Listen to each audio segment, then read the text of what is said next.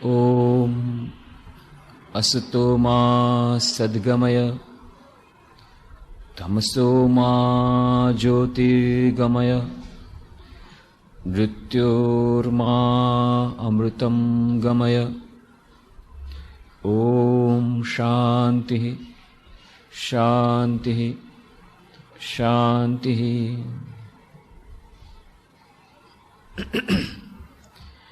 એકાગ્રતા અને ધ્યાન એ વિષય પર આપણે ચર્ચા કરી રહ્યા છીએ છેલ્લા 2 વર્ષોથી. અને જે 90 ચર્ચાઓ આપણે કરી એમાં આપણે જોયું કે એકાગ્રતા અને ધ્યાન આપણા દૈનિક જીવન માટે, દૈનિક જીવનમાં સુખ શાંતિ માટે, દૈનિક જીવનની સફળતા માટે તેમજ પરમપદની પ્રાપ્તિ માટે, શાશ્વત સુખ અને શાશ્વત શાંતિની પ્રાપ્તિ માટે કેવી રીતે અત્યંત મહત્વપૂર્ણ છે, એ બંનેનો એકબીજા સાથે શું સંબંધ છે. એકાગ્રતા પ્રાપ્ત કરવા માટે દૈનંદિન જીવનમાં થોડો ધ્યાનનો અભ્યાસ આવશ્યક છે. અને એવી જ રીતે ધ્યાનમાં સફળતા મેળવવા માટે મનની એકાગ્રતા આવશ્યક છે. એકાગ્રતા ધ્યાન એ બંને વચ્ચેનું અંતર પણ આપણે જોયું.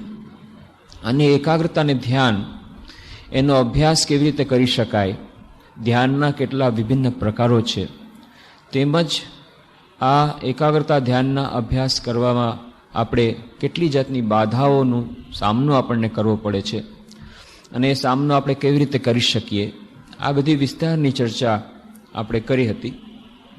અને આપણે જોયું હતું કે આજે જ્યારે આપણું જીવન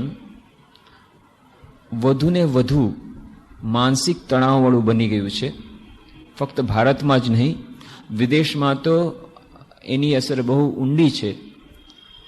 એની ચર્ચા પણ આપણે કરી હતી કે કેવી રીતે વિદેશમાં ત્યાં કેટલા લોકો, ધનપતિઓ, લાખોપતિઓ, કરોડપતિઓ એ બધા આત્મહત્યા કરી રહ્યા છે.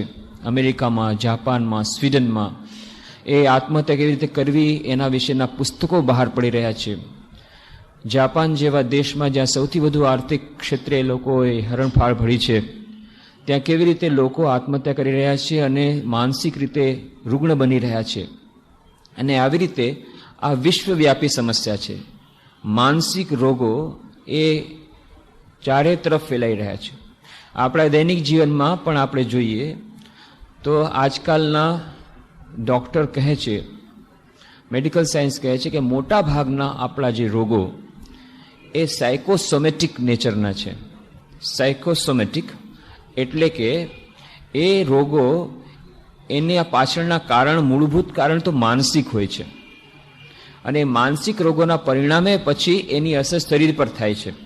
એ અલ્સરના રૂપમાં હોય કે બ્લડ પ્રેશરના રૂપમાં હોય કે હાર્ટના રૂપમાં હોય, પણ આ વિભિન્ન જાતના જે રોગો, એ રોગોનું ઉત્પત્તિ સ્થાન ખરેખર તો માનસિક ચિંતાઓ, માનસિક ઉદ્વેગ, માનસિક અશાંતિ, માનસિક સમસ્યાઓ છે. તો આ પરિપ્રેક્ષ્યમાં જ્યારે આપણે આપણું આજનું જીવન, દૈનિક જીવન વધુને વધુ માનસિક તણાવોથી ભરપૂર થઈ રહ્યું છે, ત્યારે તો આ એકાગ્રતા અને ધ્યાન એ બંનેનું આપણા જીવનમાં વધુ મહત્વ બની જાય છે.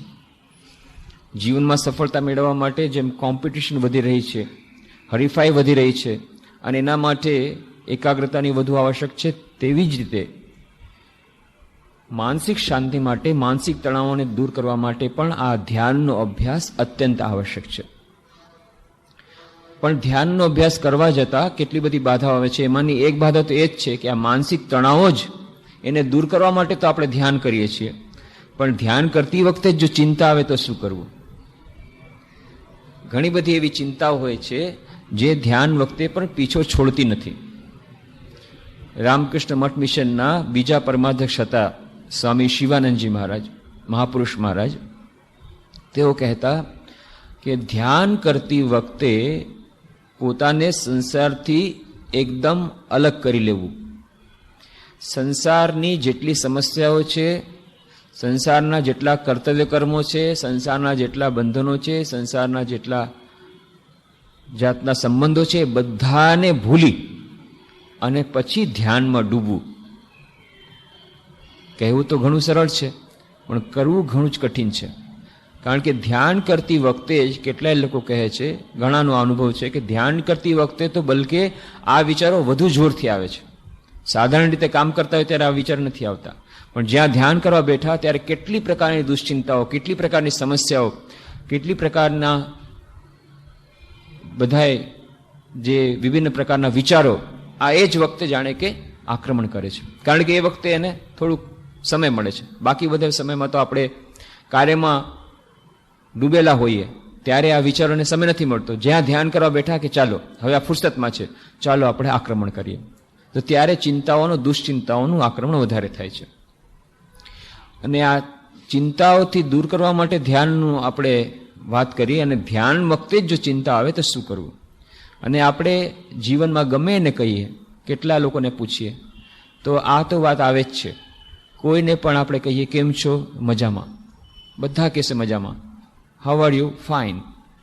પણ પછી જો એને પૂછો કાનમાં જરા કે કોઈ ચિંતા તો નથી ને, કોઈ સમસ્યા નથી ને, તો પછી કહે છે ઓહો સમસ્યા અને ચિંતા તો એટલી બધી છે, કોમ્પ્યુટરમાં ફિટ કરવી પડશે, એટલી બધી છે, કઈ ગણાવી કઈ ન ગણાવી. તો દરેકે દરેકને આ આપણું જીવન એટલું બધું ક્લિષ્ટ થતું જાય છે, કોમ્પ્લિકેટેડ થતું જાય છે કે આ ચિંતાઓ અને દુશ્ચિંતાઓ અને સમસ્યાઓ આવે છે. અને આ ચિંતાઓ એ આપણા શારીરિક અને માનસિક રોગોનું કારણ છે, માનસિક અશાંતિનું કારણ છે. એટલું જ નહીં, આ ચિંતાઓને કારણે જ્યારે માનસિક અશાંતિ વધે છે તો એ માનસિક અશાંતિને કારણે મનમાં એક પ્રકારનો ઉદ્વેગ હોય તો પછી બીજી જાતના માનસિક રોગો એમાં પ્રવેશી જાય છે. જેમ કે એક માણસ જો ખૂબ ચિંતિત રહેતો હોય કોઈ પણ જાતની સમસ્યાઓથી, કોઈ પણ જાતની ચિંતાઓથી, તો એ ચિંતાઓમાં જ્યારે ખૂબ વ્યસ્ત હોય તો ખરેખર એનું મગજ તો ત્યારે ચંચળ બને છે, અને ત્યારે એનું મગજ, એનું મન ખૂબ જ ખિન્ન હોય છે.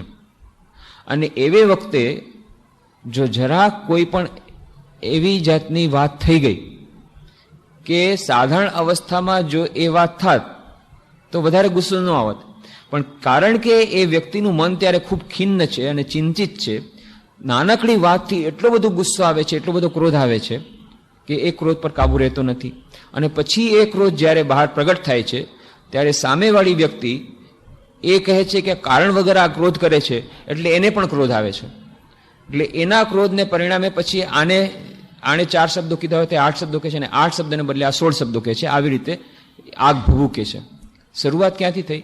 શરૂઆત એવી રીતે થઈ કે આ વ્યક્તિના મનમાં ઉદ્વેગ હતો, મનમાં ચિંતાઓ હતી, મનમાં દુશ્ચિંતા હતી, સમસ્યા હતી, અને એને કારણે નાનકડી કોઈ વાત કે જેમાં સાધારણ અવસ્થામાં કોઈ ક્રોધ આવવો જ ન જોઈએ, એ ક્રોધ આવી ગયો અને આગ ભભૂકી, અને એ આગ બીજાને લાગી, અને વગર કારણે જ્યારે લાગી ત્યારે એને પણ પછી ગુસ્સો આવી ગયો કે વગર કારણે આ વ્યક્તિ મને 4 શબ્દો કેમ કીધા, મારે વગર કારણે 4 શબ્દો કીધા છે, એટલે 8 શબ્દો જ્યાં સુધી નહીં સંભળાવું ત્યારે મને શાંતિ નહીં થાય.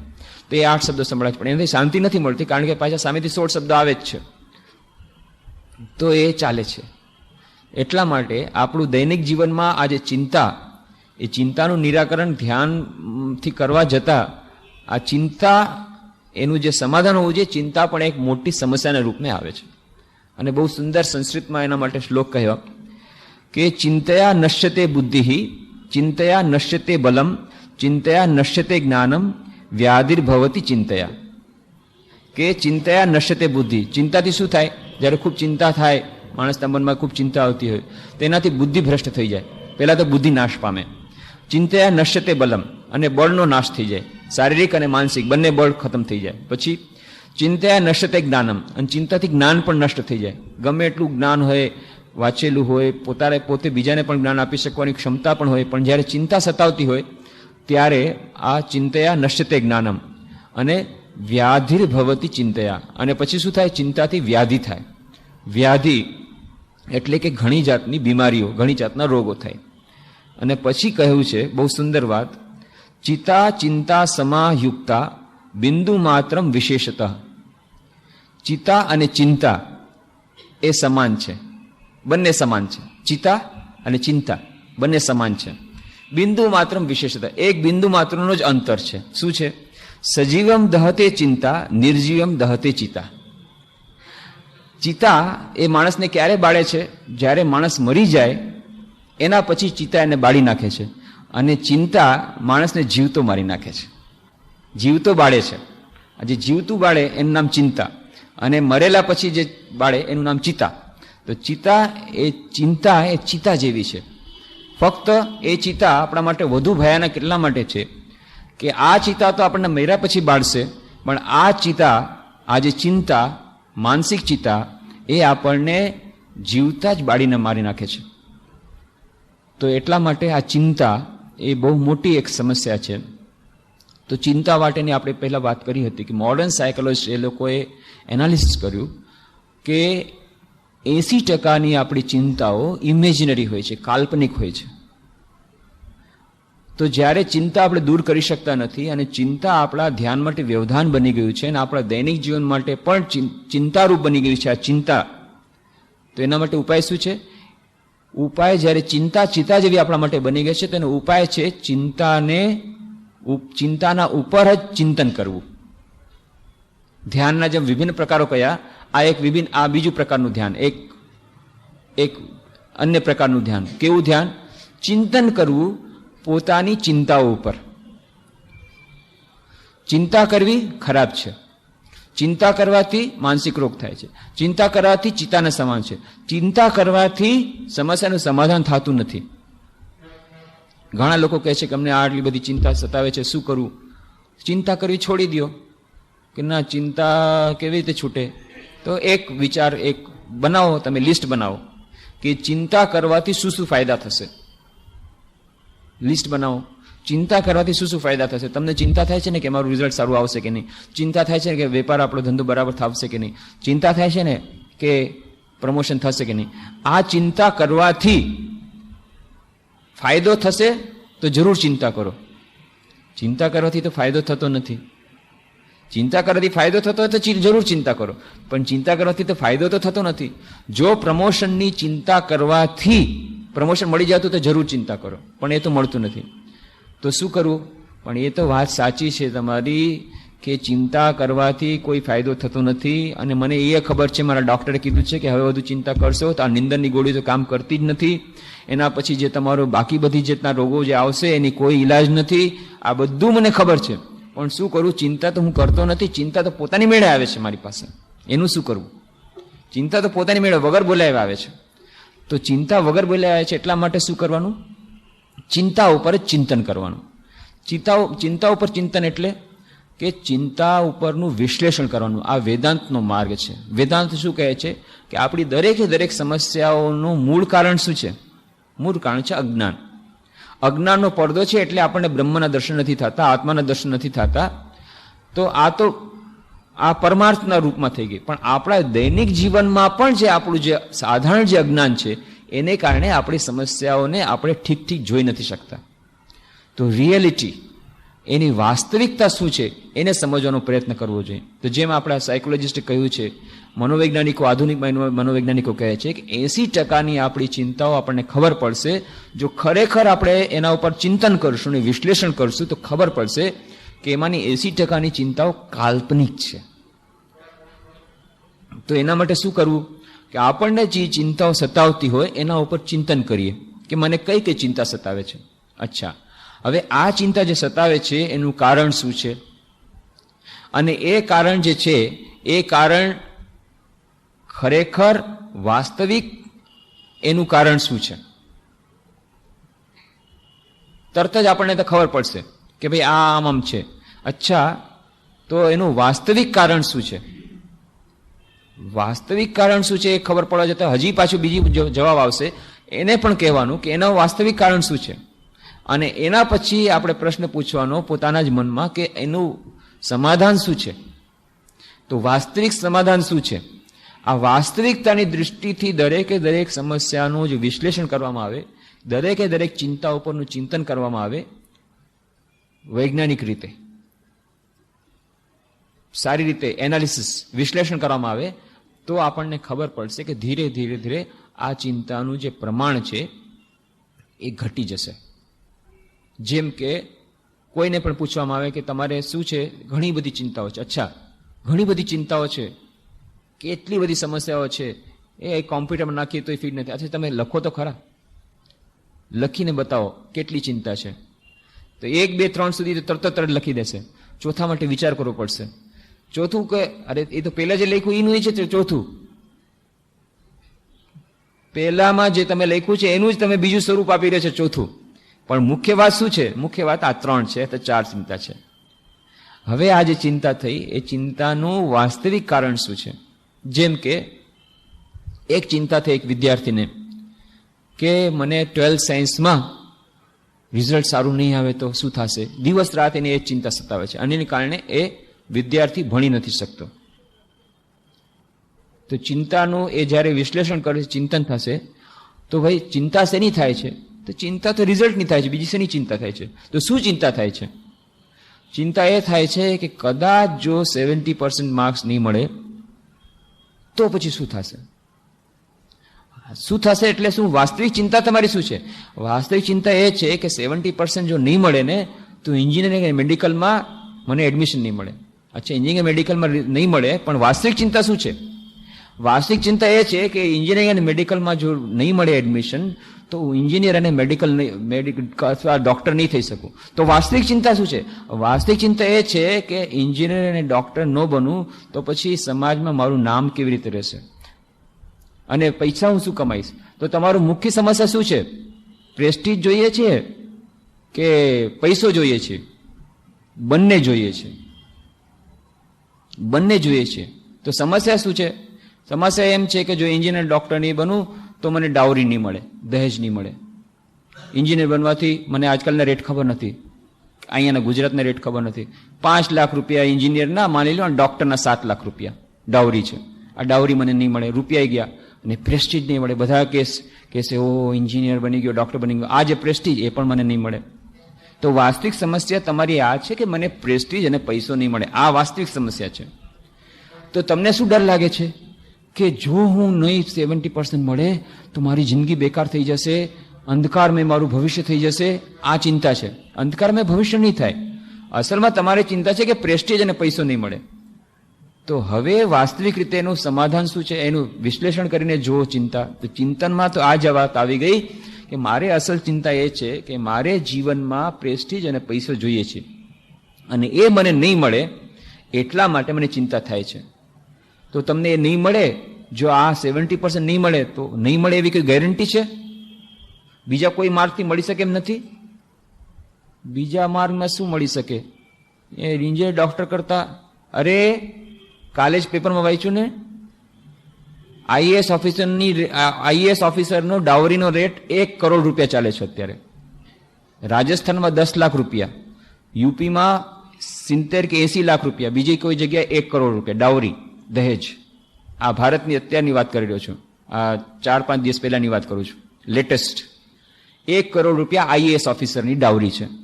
તો એન્જિનિયર ડોક્ટર તું 5-7 લાખ રૂપિયામાં શું રડી રહ્યો છે? આઈએએસ ઓફિસર બની જાય છે તો 1 કરોડની તને ડાવરી મળશે. એ તો કેવું સરળ છે. આઈએએસ ઓફિસર બનવું તો એન્જિનિયર ડોક્ટર કરતાંય કઠિન છે. હા, પણ તું તો કહે છે ને 70% નહીં મળે તો તારું બધું ગયું. ક્યાં ગયું? બીએસસી કરીને પણ આઈએએસ બની શકાય? હા, બની શકાય. બીકોમ કરીને બની શકાય? હા, બની શકાય. બીએ કરીને બની શકાય? બની શકાય. તો રસ્તા તો બધા બંધ થઈ ગયા એમ કહેતો હતો ને, પોતાના જ મનને વિશ્લેષણ કરી કે છે બધા રસ્તા બંધ નથી થયા, આઈએએસનો રસ્તો ખુલ્લો છે, પણ એ તો હજી વધારે કઠિન છે. અચ્છા, કાંઈ વાંધો નહીં. એના સિવાય બીજું કોઈ પ્રેસ્ટીજ નથી, કોઈ સાયન્ટિસ્ટ નથી કે જેને પ્રેસ્ટીજ મળતી હોય. હા, એને તો નોબેલ પ્રાઇઝ મળે છે. તો સાયન્ટિસ્ટ બની શકાય કે નહીં? એ બહુ મોટી વાત છે. બની શકાય, પણ એ તો બહુ મોટી વાત છે. હા, પણ બની તો શકાય ને. હા, ચલો. તો તું કે છે બધા રસ્તા બંધ થઈ ગયા છે, આટલા બધા રસ્તા તો ખુલ્લા છે. અચ્છા, તને પૈસો જોઈએ છે તો પૈસામાં તો 1 કરોડ રૂપિયા તને ડાવરીના મળશે, માન લો આઈએસ ઓફિસરના. ત્યાં તો તને 5-7 લાખ રૂપિયા જ મળતા હતા. અને મુંબઈમાં કોઈક એવા એરિયા છે જ્યાં પાન મસાલાની દુકાનવાળો દરરોજના 10,000 રૂપિયા કમાય છે. તો તું એમ શું કરે સમજે છે કે 12thમાં તને સાયન્સમાં જો 70% નહીં મળે તો તને પૈસા નહીં મળે? જા પાન મસાલાની દુકાન ખોલી જાય, દરરોજના 10,000 રૂપિયા મળશે. એમ કઈ પાન મસાલાની દુકાન ખોલાય છે? પણ તો તને પ્રેસ્ટીજ જોઈએ છે કે પૈસા? મારે બંને જોઈએ છે. તો આવી રીતે વિશ્લેષણ કરવાથી ખબર પડશે કે બધા રસ્તા બંધ નથી થયા, કેટલાય રસ્તા ખુલ્લા છે. પૈસાના માટે પણ ઘણા રસ્તા ખુલ્લા છે. કેટલાક લોકો બિઝનેસ કરે છે. અને પ્રેસ્ટીજ, અચ્છા માની લો પ્રેસ્ટીજ 12th સાયન્સના સાયન્ટિસ્ટ પણ નથી, આઈએસ ઓફિસર નથી થયા, તો બધા રસ્તા બંધ થઈ ગયા પ્રેસ્ટીજના. તો પછી પ્રેસ્ટીજ તો પછી મારે તો ડૂબવા જેવું માથું, આ કોને મોઢું દેખાડીશ? એના પછી તો જિંદગીમાં રહ્યું શું? જિંદગીમાં રહ્યું શું જો કોઈને મોઢું નહીં દેખાડી શકું? કેમ? તો કે પછી તો જીવનમાં સફળતા નામની કોઈ વસ્તુ નહીં. મારે તો મોઢું ઊંચું કરીને રહેવું હતું, મારે પોતાનું માથું ઊંચું રાખવું હતું. તો પ્રેસ્ટીજ ફક્ત એન્જિનિયર ડોક્ટરમાં જ છે એવું કોણે કીધું? વાસ્તવિક રીતે તમે વાસ્તવિકતાની દૃષ્ટિથી જુઓ તો આપણે આના ઉપર ચિંતન કરશું ત્યારે ખબર પડશે. અચ્છા, રવિન્દ્રનાથ ટેગોર 12th સાયન્સમાં કેટલા %? એ તો 12th લીધું જ નહોતું, સાયન્સ લીધું જ નહોતું. તો રવિન્દ્રનાથ ટેગોરને પ્રેસ્ટીજ હતી કે નહીં? હા, એને તો હતી. સ્વામી વિવેકાનંદ પ્રેસ્ટીજ હતી, એને 12th સાયન્સ પાસ કર્યું? ના. સ્વામી વિવેકાનંદ પ્રેસ્ટીજ હતી કે નહીં? હતી. તો બધા જેટલા મહાપુરુષોના નામ ગણાવી દો, મહાત્મા ગાંધીથી માંડી બધાના, વર્લ્ડના જેટલા ટોપ મોસ્ટ જેટલા લોકો છે બધાએ કોઈ એમાંથી 12th માં 70% મળ્યા તો કોઈને? તો તમે એમ કેમ સમજો કે 12th માં 70% નહીં મળે તો તમારી જિંદગી ખતમ, બેકાર થઈ ગઈ ને તમને પ્રેસ્ટીજ નહીં મળે ને પૈસો નહીં મળે? આ વાસ્તવિકતાથી જ્યારે ચિંતન કરવામાં આવે દરેકે દરેક ચિંતા ઉપર, ત્યારે ખબર પડશે ઓહો, આમાં આપણે જે સમજતા હતા કે ચિંતા કરતા હતા કે અરે જો 70% નહીં મળે તો મારી જિંદગી અંધકારમય બની ગઈ. સાવ અંધકારમય નથી, ઘણા બધા રસ્તા ખુલ્લા છે. અને બીજું એક પ્રશ્ન આવે છે, મારું મોઢું કોને દેખાડીશ? કેવી રીતે મોઢું દેખાડીશ જો 12th માં સારી રીતે % નહીં આવે તો? અચ્છા, જેટલા તમારી આજુબાજુમાં જેટલા મિત્રો છે એ બધાને સારા % મળ્યા છે ને? બધાને? ના. એ લોકો મોઢું દેખાડે છે કે નહીં તમને? તો દેખાડે છે. તમે એને કેમ નહીં દેખાડી શકો? હા, દેખાડી શકશો. થોડું ખરાબ લાગશે પણ મોઢું તો દેખાડી શકશો. હા, મોઢું દેખાડી શકશો. તો આવી રીતે જેટલી ચિંતન આપણે ચિંતન કરીએ છીએ, ચિંતા ઉપર જ્યારે ચિંતન કરીએ છીએ, વાસ્તવિકતાની દૃષ્ટિથી ફક્ત એક જ પ્રશ્ન, વાસ્તવિક શું છે? વાસ્તવિક કારણ શું છે? આનું વાસ્તવિક સમાધાન શું છે? આવી રીતે વાસ્તવિકતાથી દરેકે દરેક ચિંતાને જોતા જોતા એમાંથી આપણને એ ધ્યાનના ક્ષણોમાં જ આપણને એનો જવાબ મળી જશે. એ ગમે તે પછી ચિંતા હોય, એ પછી ભણવાની હોય, ભણાવવાની હોય, વિદ્યાર્થીની હોય કે બિઝનેસની હોય, કે આમ બિઝનેસ થઈ જશે, હવે ગ્લોબલાઇઝેશન થઈ ગયું તો મને ચિંતા થાય છે કે શું થશે, કોમ્પિટિશનમાં આપણે નહીં ટકી શકીએ તો. પછી તમને ચિંતા શું થાય છે કે આ ગ્લોબલાઇઝેશન થઈ ગયું, હવે તો બહારથી માર્કેટથી માલ આવશે, પછી અમારું મોનોપોલી હતી, મોનોપોલી તૂટી ગઈ તો શું થશે? શું થશે? શું હમણાં માલ નહીં વેચાય તો શું થશે? વાસ્તવિક શું થશે? અરે માલ નહીં વેચાય તો પછી કંપની બંધ કરવી પડશે. બીજું શું? સાચે ને કંપની બંધ કરવી પડશે? વાસ્તવિકથી શું બંધ કરવી પડશે? વિચાર કરીને જુઓ, તમારી પ્લાન્ટમાં બીજી કોઈ વસ્તુ ઉત્પાદન થઈ શકે કે નહીં? પ્રોડક્ટ ડાયવર્સિફિકેશન થઈ શકે? હા, પ્રોડક્ટ ડાયવર્સિફિકેશન થઈ શકે. તો એના મજૂરો ને એના મશીન દ્વારા બીજું કંઈ બનાવી શકાય કે જેમાં પાછી તમારી મોનોપોલી થઈ જાય? એના ઉપર વિચાર કરી શકે. તો તમે તો કહેતા હતા ને કે બસ હવે તો ખતમ, એવી જાતની ચિંતા છે કે કાંઈ નહીં થઈ શકે. તો વાસ્તવિકતા જે છે એનાથી ચિંતન કરવા, ચિંતા ઉપર ચિંતન કરવાથી કે આની વાસ્તવિક ચિંતા, આની સમસ્યા શું છે? વાસ્તવિક સમસ્યા એ નથી ગ્લોબલાઇઝેશન. વાસ્તવિક સમસ્યા એ છે કે પછી અમારે માર્કેટમાં નહીં થાય, એટલા માટે અમારી ઇન્કમ નહીં થાય, એટલા માટે મારે પૈસા નહીં મળે, એટલા માટે મારે રોજીરોટીનું બંદોબસ્ત થઈ જાય, એટલા માટે મારે પરિવારનું ભરણ પોષણ કેમ કરીશ? અસલ સમસ્યા ભરણ પોષણની છે. તો પરિવારનું ભરણ પોષણ ફક્ત આ પર્ટિક્યુલર એક્સ પ્રોડક્ટ વેચીને જ થઈ શકે એવું કઈ લખી દીધું છે તમારા સ્ટારમાં? તો બીજું કોઈ ધંધો કરી લેજો. બીજી કેટલી બધી જાતના તમારી પાસે ઓલ્ટરનેટિવ છે. આ ક્યારે ખુલશે? જ્યારે ચિંતા ઉપર ચિંતન કરશું ત્યારે. એની વાસ્તવિકતા પૂર્વક જ્યારે વિશ્લેષણ કરવામાં આવે તો દરેકે દરેક ચિંતાનું સમાધાન છે. દરેકે દરેક ચિંતાને માટે આવી કરવાથી ઘણી વાર તો એમાં જ લાગશે કે આપણી ચિંતા જે હતી એ કાલ્પનિક હતી. ઘણી ચિંતા એવી છે કે જે કદાચ આવશે, ભવિષ્યમાં કદાચ આવશે.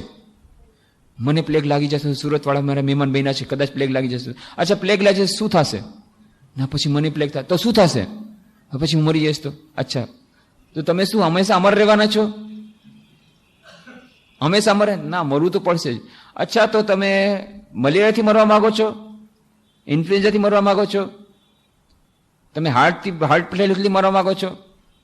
તો ગમે તે, ના અમે ગમે તે રીતે મરવા નથી માંગતા, એવું તો ન થાય. કાંઈ નહીં કરતા મરવું જ પડશે. તમે પ્લેગથી મરો કે મલેરિયાથી મરો, અને કોઈક ને કોઈ દિવસ મરવું પડશે.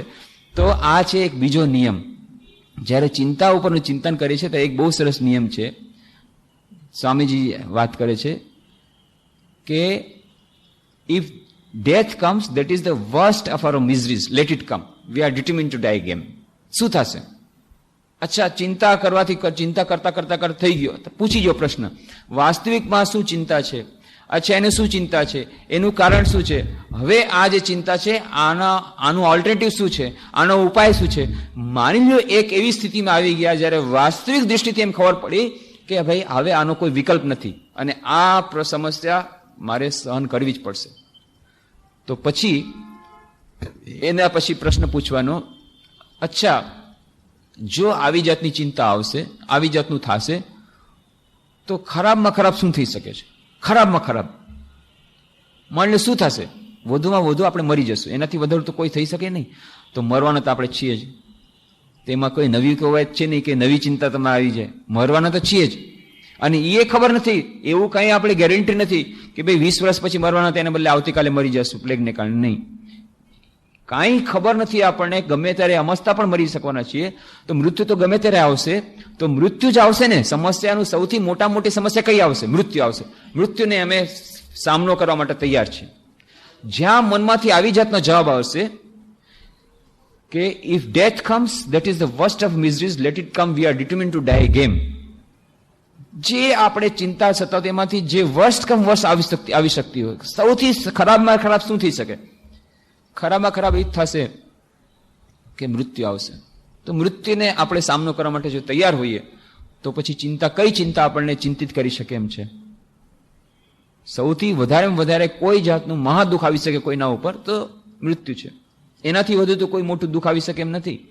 તો એ જે સૌથી મોટું દુઃખ આવશે એને સહન કરવા માટે, એનો સામનો કરવામાં જ્યારે તત્પર છીએ, પછી કોઈ ચિંતા એવી નથી કે જે આપણા ઉપર હાવી થઈ શકે.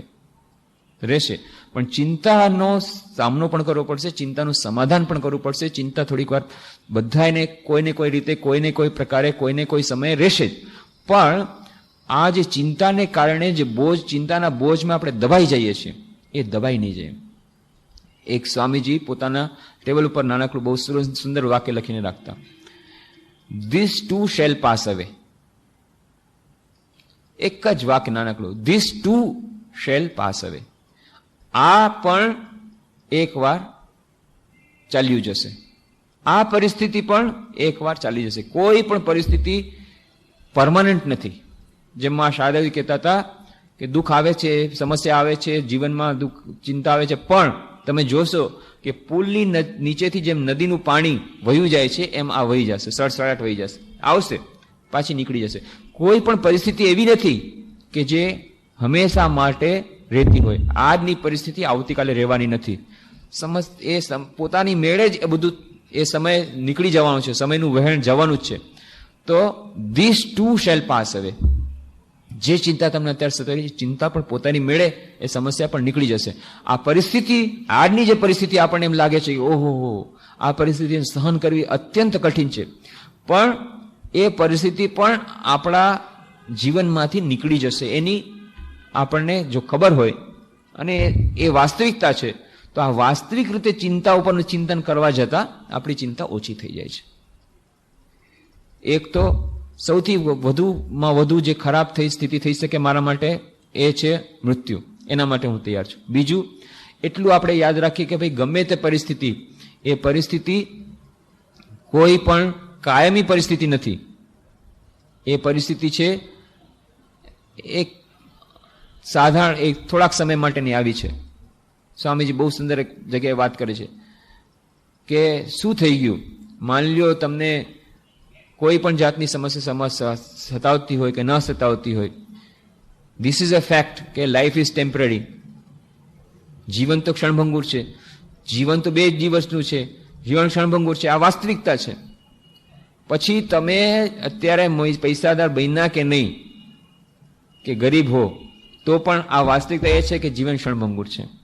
તમે જીવનમાં સફળતા મેળવી કે નહીં, એ એટલું બધું મહત્વનું નથી. મહત્વનું એ છે કે જીવન ક્ષણભંગુર છે.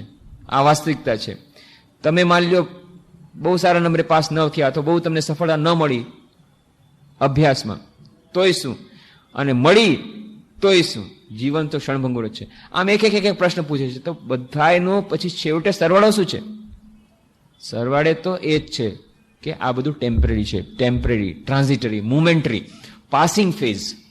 તો આ જ્યારે ખબર પડે કે આપણા દૈનિક જીવનની જેટલી સમસ્યાઓ, જેટલી ચિંતાઓ, આ બધી ટેમ્પરરી છે, કાયમી ધોરણ નથી, ટેમ્પરરી છે, એ ક્ષણિક છે, આટલું જો ખબર પડી જાય તો બધી જે ચિંતાઓનો જે વજન છે પોતાની મેળે હલકો થઈ જશે એ જ ક્ષણે. અને બીજી વાત જો આપણે યાદ કરીએ કે જીવનનો ઉદ્દેશ્ય આ ફક્ત દૈનંદિન જીવનની ચિંતા કરવા માટે આપણને જીવન નથી મળ્યું, પણ જીવનનો ઉદ્દેશ્ય છે પરમપદની પ્રાપ્તિ. આજકાલના બધા મોડર્ન સાયકોલોજીસ્ટ એ લોકો પણ આજે સ્વીકાર કરી રહ્યા છે ધીરે ધીરે. પહેલા તો એ લોકો માનતા હતા બસ જીવનમાં સફળતા મેળવવી એ જ જીવનનો ઉદ્દેશ છે, જીવનની સમસ્યાઓનું સારી રીતે સમાધાન કરી લીધું એ જ બસ જીવનનો ઉદ્દેશ છે.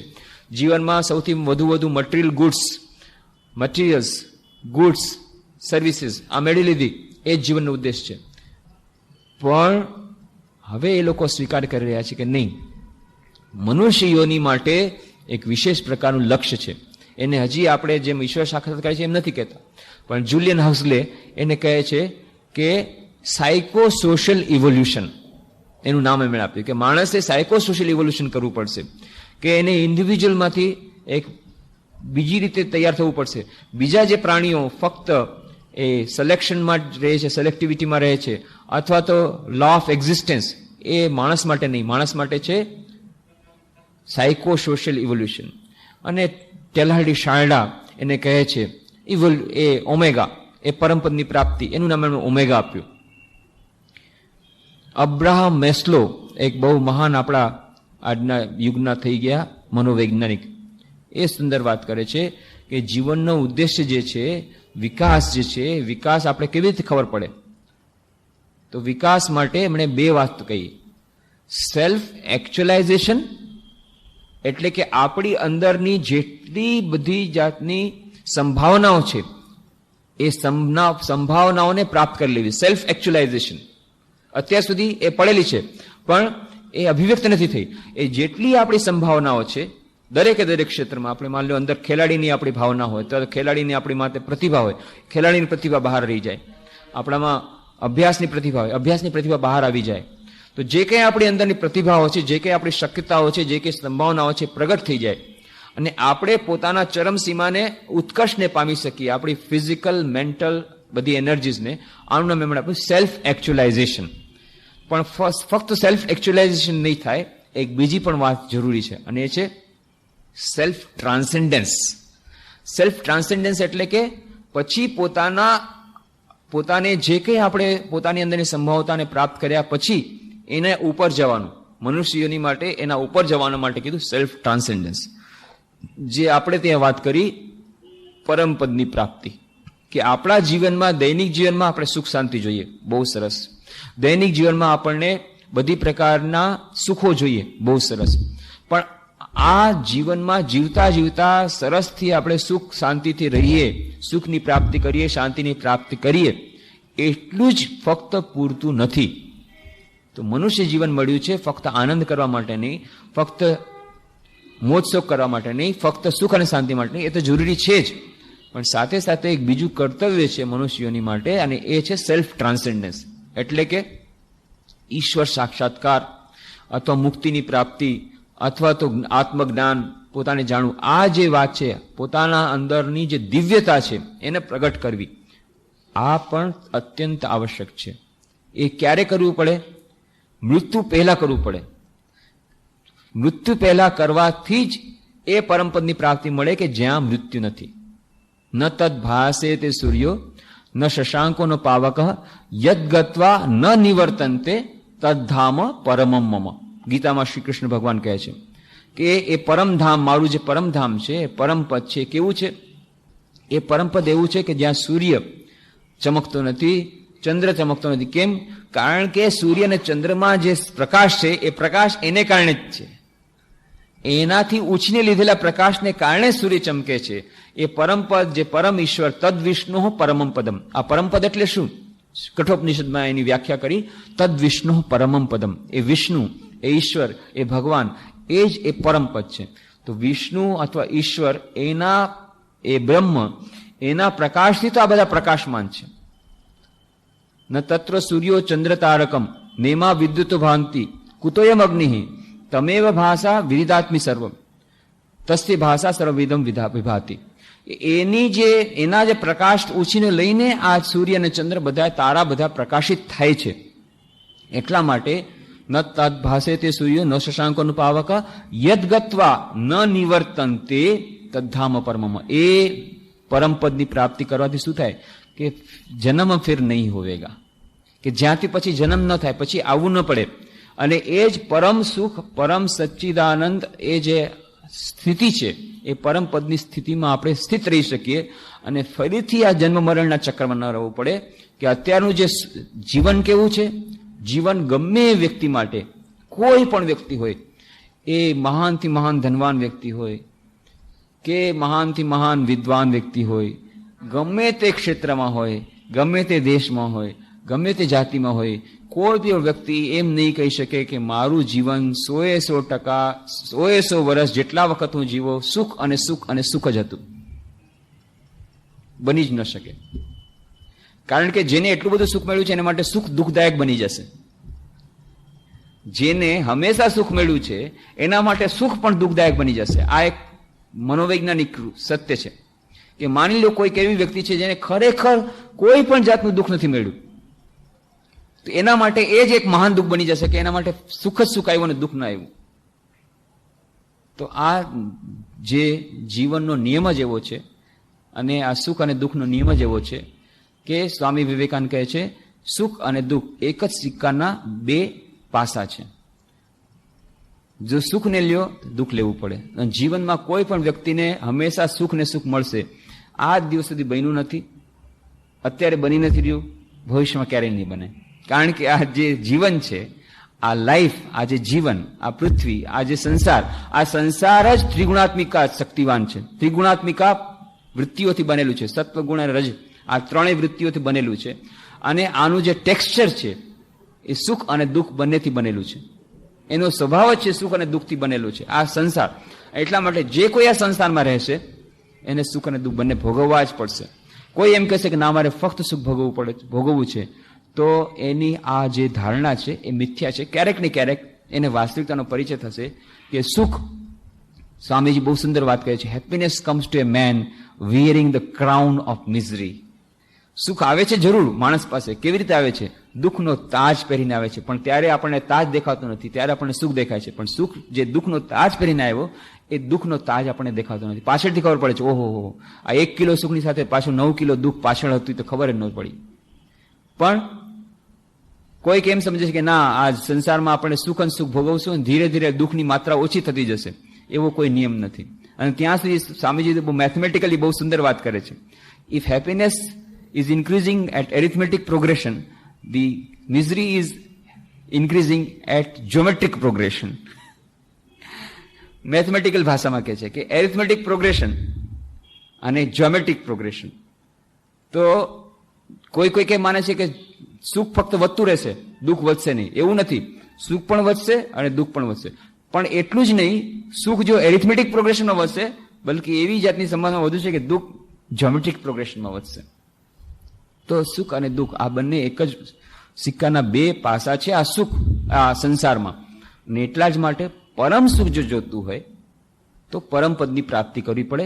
અને આ પરમપદની પ્રાપ્તિ કરવી હોય તો મનુષ્ય યોનિમાં જ જન્મ લેવો પડે. કારણ કે દેવતાઓને પણ સુખ મળે છે. એમ કહેવાય છે કે સ્વર્ગમાં ખૂબ સુખ છે, પણ ક્ષીણે પુણ્ય મર્ત્ય લોકમ વિશંતિ. જ્યારે પુણ્યનું જે બેંક બેલેન્સ પૂરું થઈ ગયું, પાછું એને મનુષ્ય યોનિમાં આવવું પડશે. અને ત્યારે જ એ મનુષ્ય યોનિમાં જ આત્મજ્ઞાનની સંભાવના છે, દેવયોનીમાં નથી, એમ કહે છે. તો જે હોય તે, પણ આવી રીતે આપણા શાસ્ત્રો કહે છે કે 84 લાખ યોની, અત્યારે મોડર્ન સાયન્સ કહે છે 1 કરોડ ને 24 લાખ યોનીઓ છે, સ્પીસીસ. તો જે હોય તે 84 લાખ યોની હોય કે 1 કરોડ 24 લાખ યોની હોય, જેટલી યોનીઓમાં એક જ યોની એવી છે, હ્યુમન સ્પીસીસ. આજકાલના મોડર્ન સાયન્સ પણ એને માને છે, મોડર્ન બાયોલોજીસ્ટ એને માને છે, મોડર્ન સાયકોલોજીસ્ટ એ વાતનો સ્વીકાર કરે છે કે it is not only self actualization but self transcendence is also the goal. ફક્ત આપણા જીવનમાં, જે દૈનિક જીવનમાં આપણે પોતાના અંદરની જે બધી પૂર્ણતા પ્રાપ્ત કરી લીધી એનાથી નહીં થાય. અભ્યુદય, મટીરિયલ પ્રોસ્પેરિટી, એ તો બહુ જ આવશ્યક છે. સાથે સાથે નિશ્રેયસ એટલે કે પરમપદની પ્રાપ્તિ, જન્મ, આ મરણ પછીની, મૃત્યુ પછીનું જે સુખ, એ પણ એટલું જ આવશ્યક છે. એના પછીની જે પ્રાપ્તિ, પરમપદની પ્રાપ્તિ, એ પરમાનંદની પ્રાપ્તિ, મુક્તિની પ્રાપ્તિ, આત્મસાક્ષાત્કારની પ્રાપ્તિ, આ પણ એટલું જ આવશ્યક છે આપણા દૈનિક જીવન માટે, આપણા જીવન માટે. તો આ બંને માટે એકાગ્રતા અને ધ્યાન મહત્વના બને છે. અને ધ્યાનમાં જેમ આપણે કહ્યું કે ધ્યાનમાં કરવા જતા આ જે ચિંતાઓ સતાવે છે એના માટે થઈને આપણે શું કરી શકીએ કે એક સમય આપણે રાખી શકીએ ચિંતાઓ ઉપર ધ્યાન કરવાનું, ચિંતાઓ ઉપર ચિંતન કરવાનું. ત્યારે આપણે કહી શકીએ કે ભાઈ ચલો હવે 15 મિનિટ માટે આપણે ચિંતાઓ પર ચિંતન કરશું. પણ એ 15 મિનિટ થઈ ગઈ એના પછી કે ચાલો હવે તમારી ચિંતાનું થઈ ગયું વિશ્લેષણ, હવે માકો. નાવ લેટ અસ બિગિન અવર રિયલ મેડિટેશન. આપણા મનને આપણે કહેવાનું કે હવે આ બંધ કરી દો વેપાર, ચિંતાનો વેપાર હવે બંધ કરી અને હવે લેટ અસ બિગિન અવર મેડિટેશન. એક વરિષ્ઠ સંન્યાસી બહુ સુંદર આવી રીતે વાત કરી કે ભાઈ તમારે પોતાના મનને કહી દેવાનું કે મન તારે અત્યારે જેટલી ચિંતા કરી લે, ચાલ તને 15 મિનિટ આપું છું. પણ ચિંતા એટલે ચિંતા ફક્ત કરવાની નહીં, ચિંતા ઉપર સરસથી વિશ્લેષણ કર, ચિંતન કર અને બધું લખી લે કે શું તારે જોઈએ છે અને એનું શું નિરાકરણ શું છે. ચિંતા કરવાથી શું ફાયદો છે, ચિંતન કર ને ચિંતા ઉપર કે આનું નિરાકરણ શું છે, એની વાસ્તવિકતા શું છે ને વાસ્તવિક એનું સમાધાન શું થઈ શકે. પતી ગયું, 15 મિનિટ પતી ગઈ, ચાલો હવે ધ્યાન કરતી વખતે ચિંતા ઉપર ચિંતન નહીં કરવાનું. ધ્યાન કરતી વખતે આપણે જે ઈષ્ટ દેવતા અથવા દેવી ઉપર ચિંતન કરવાનું છે એના જ ઉપર આપણે ધ્યાન કરવાનું. હમણાં હવે ચૂપચાપ મને ડિસ્ટર્બ કરતો નહીં, પોતાના મનને આપણે કહેવાનું. આ જે ઓટો સજેશન, એ જે પોતાના મનને જે સમજાવવું, પોતાના મનને આવી રીતે સંકેત આપવો, એનાથી ઘણો ફાયદો થાય છે, ઘણા લોકોને ફાયદો થાય છે. તો એ જે મહાપુરુષ મહારાજ કહેતા હતા એને આપણે આવી રીતે લઈ શકીએ કે મહાપુરુષ મહારાજ કહેતા હતા કે જ્યારે ધ્યાન કરવા બેસો ત્યારે આ બધી ચિંતાઓને ભૂલી જાઓ. નથી થઈ શકતું, કાંઈ વાંધો નહીં. પેલા 15 મિનિટ ચિંતાઓ પર ચિંતન કરી લીધું, હવે બધા એથી વેગળા થઈ અને પરમપદની પ્રાપ્તિ જ્યારે થાય અને પરમપદના જ્યારે વિચારો આવશે, જ્યારે ખબર પડશે કે આ જેટલું કંઈ આપણી ચિંતાઓ ચલીએ છીએ એ બધું શેના માટે છે, આપણા આ થોડાક દિવસો જે આપણે જીવવાનું છે, 2 કે 4 કે દિવસ કે 10 દિવસ કે મેક્સિમમ 100 વર્ષ, આ બધી ચિંતાઓ આપણા અત્યારના આજના જીવન સાથે સંકળાયેલ છે. એના પછી તો અનંત જીવન છે, મૃત્યુ પછીનું. એ અનંત જીવન માટેનું આપણે ભાથું બાંધવાનું છે. તો એવી રીતનું જે વાત જ્યારે આપણા મનમાં આવશે ત્યારે પછી આ જે મુખ્ય વાત શું છે, મુખ્ય વાત એ છે કે જ્યારે મેડિટેશન આપણું ટાઈમલેસ બની જશે, ધ્યાનમાં આપણે સમયથી વેગળા થઈ શકશું અને વર્તમાન પરિસ્થિતિ વેગળા થઈ શકશું. તો પછી જે વર્તમાન સમસ્યાઓ છે એ સમસ્યાઓ નાની નાની લાગે. જેમ કે અત્યારે આ સામેની બિલ્ડિંગ કેટલી મોટી દેખાય છે કે જોવા માટે માથું ઊંચું કરવું પડે, માથાની ટોપી પર પડી જાય એટલું ઊંચું. પણ એરોપ્લેનમાં જાઓ અને નીચે જુઓ ત્યારે લાગે ઓહો આવડા નાની બિલ્ડિંગ છે, આવડી નાની બિલ્ડિંગ છે. એવી જ રીતે જ્યારે આપણે આધ્યાત્મિક રીતે ઊંચા ચડીએ છીએ, ઊંચા પ્લેન ઉપર જઈએ છીએ ત્યારે અને ધ્યાનની સ્થિતિમાં ત્યારે શું થશે, આ જે સમસ્યાઓ જે અત્યારે આપણને મલ્ટી સ્ટોરી બિલ્ડિંગ જેવી લાગે છે, એવી લાગે છે કે આ સમસ્યાઓ કોઈ દિવસ સમાધાન થઈ જ ન શકે. મહાન હિમાલય પહાડ જેવી, માઉન્ટ એવરેસ્ટ જેવી મોટા મહાન સમસ્યાઓ લાગે છે, એ પણ આપણી નાની નાની લાગવા માંડશે. ક્યારે? જ્યારે આપણે ધ્યાનના એક ક્ષેત્રમાં પ્રવેશી શકશું જેને કહેવાય છે ટાઈમલેસ મેડિટેશન. કે થોડુંક ભલે પૂરું ટાઈમલેસ ન થાય પણ જ્યારે આપણે વર્તમાન જીવનના વર્તમાન સમયથી અને વર્તમાન પરિસ્થિતિથી, વર્તમાન સંબંધોથી જરાક ઉપર આપણે ઉઠશું ત્યારે એ આધ્યાત્મિક લેવલમાં પછી અત્યારની સમસ્યાઓ ઉપર આપણને હસવું આવશે. આપણી નાની નાની સમસ્યા લાગશે, ઓહો આના માટે હું આટલું ચિંતા કરતો, પોતાને જ એમ લાગશે. ક્યારે? જરાક જો આપણે હાઈ એલિવેટેડ. હવે આ હાઈ એલિવેશન માટે શું કરવું પડે? આપણે એ જે પરમપદ છે, પરમ તદ વિષ્ણુ પરમ પદમ, એ વિષ્ણુનું ચિંતન, વિષ્ણુનું ધ્યાન જો થોડીક વાર કરી શકીએ એકાગ્રતાપૂર્વક, તો પછી આપણી એવી સ્થિતિ થશે કે જ્યારે આ બધી ચિંતાઓ, આ બધી સમસ્યાઓ આપણને સાવ નાની નાની લાગશે.